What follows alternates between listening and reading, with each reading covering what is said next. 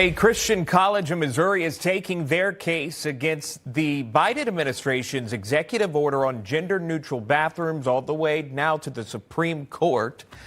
This is moving up the chain here, if you will. In 2021, the College of the Ozarks sued the Biden administration over a new rule from the Department of Housing and Urban Development requiring all college dorms and bathroom facilities, including showers, to be open to students of all gender identities, arguing the rule violated their First Amendment religious rights. That lawsuit, that was ultimately rejected by the Eighth Circuit Court of Appeals, and now it's moving up again.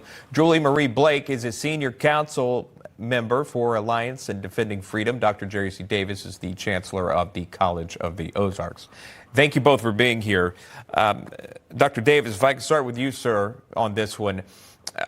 And just really quickly here, does your school now currently enforce college dorms, your bathroom facilities, your showers to be open to students of all gender identities at this time?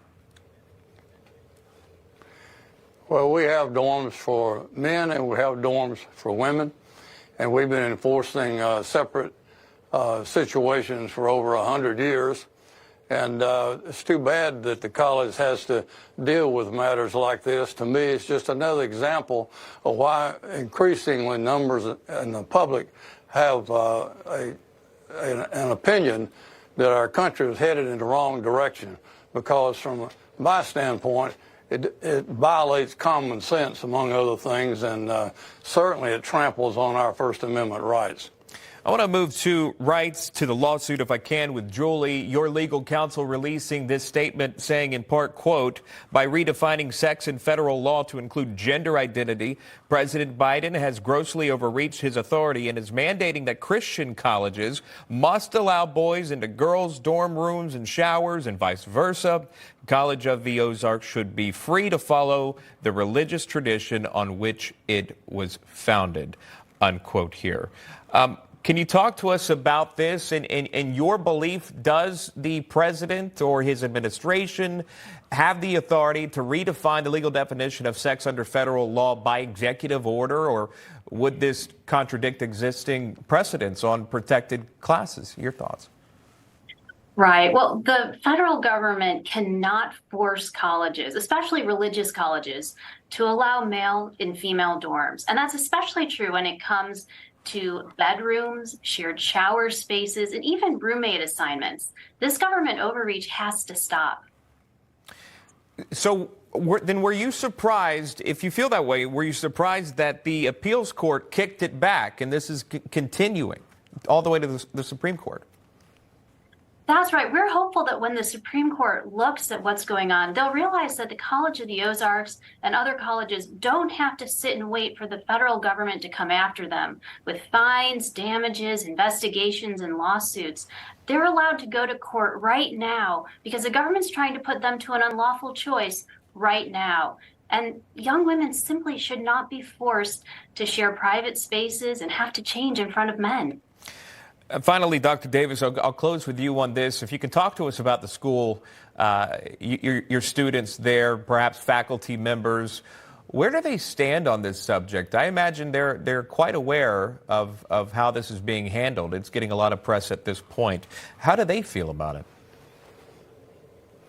Well, most of them, I think, rolled their eyes when they heard about it because our traditions are well known and we're consistently enforcing our traditions.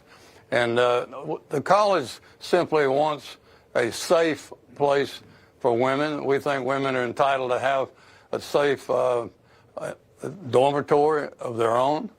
And our government, unfortunately, speaks with a forked tongue. On one hand, they say through Title IX, we're worried about how the safety of women, and of course everybody is. And now we have this policy coming down the pipeline that, if it's implemented, would raise issues of safety and privacy for women far beyond anything we've had to deal with before. So which way is it? Does the government, do they want us to have a safe environment and implement a policy that puts women at risk. It doesn't make any sense. And I think most people here know that. The College of the Ozarks serves a particularly deserving student here. We restrict our enrollment to those with financial need. Everybody works here. It is a pervasively Christian school. And we don't think the government's got any business in telling us how to implement policies that violate our religious convictions. After all, this is the United States. I'm told that if we don't do this, if they ask us and we don't do it, we'll be punished.